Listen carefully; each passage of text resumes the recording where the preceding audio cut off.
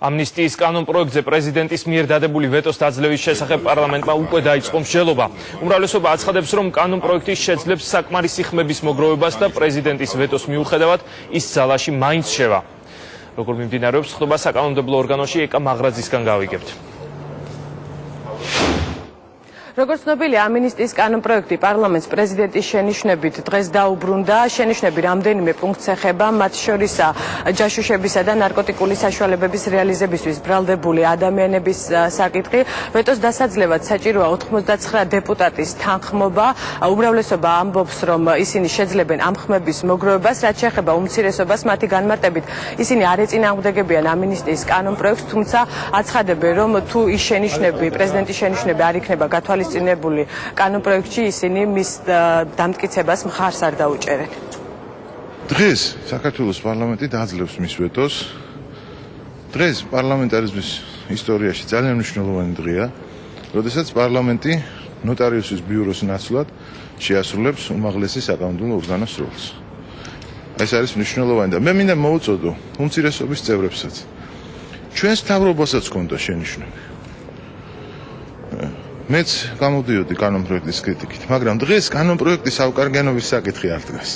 დღეს დგას საკითხი, ამ ქვეყანაში იქნება თუ არა დამოუკიდებელი პარლამენტი, როგორც ქვეყნის უზენაესი საკანონმდებლო ორგანო, თუ იქნება ნოტარიუსთა ბიურო. არსებობს გარკვეული შენიშვნებით შემოსული პრეზიდენტისგან ეს დოკუმენტი, ვეტოთი. შესაბამისად, პირველ რიგში გავეცნობით რა შენიშვნებია. მე ამ წუთში ჯერ არ მინახავს. საქმის კურსში ვარ, რომ არსებობს უკვე ეს დოკუმენტი.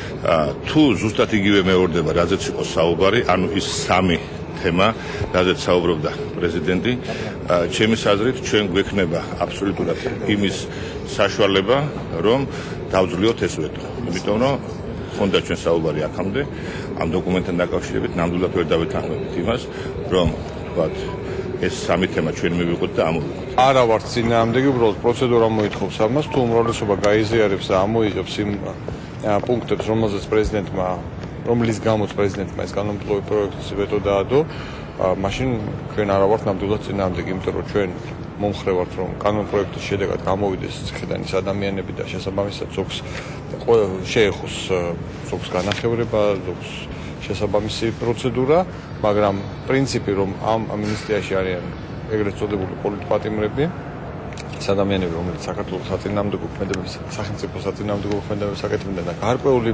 დამნაშავეები, რადგან ისაუბრა პრეზიდენტმა, რომელიც მძიმე დანაშაულია და პრეზიდენტის და ჩვენი აზრით არ უნდა ეხებოდეს ამნისტია, მე საუბრობ აი ამ პედოფილის რაც იყო განმარტებული ყოველ შემთხვევაში, ან მკაფიოდ იყო განმარტებული, ჩვენ აქ პრობლემას ვერ შევქმნით. ვეტოს დაძლევის საკითხზე დეპუტატები ამ წუთებში პლენარულ სხდომაზე მსჯელობენ, თუმცა არ არის გამორიცხული, რომ ამ საკითხთან დაკავშირებით უკვე დამატებითი კონსულტაციები დღესვე გაიმართოს უმცირესობასა და უმრავლესობას შორის.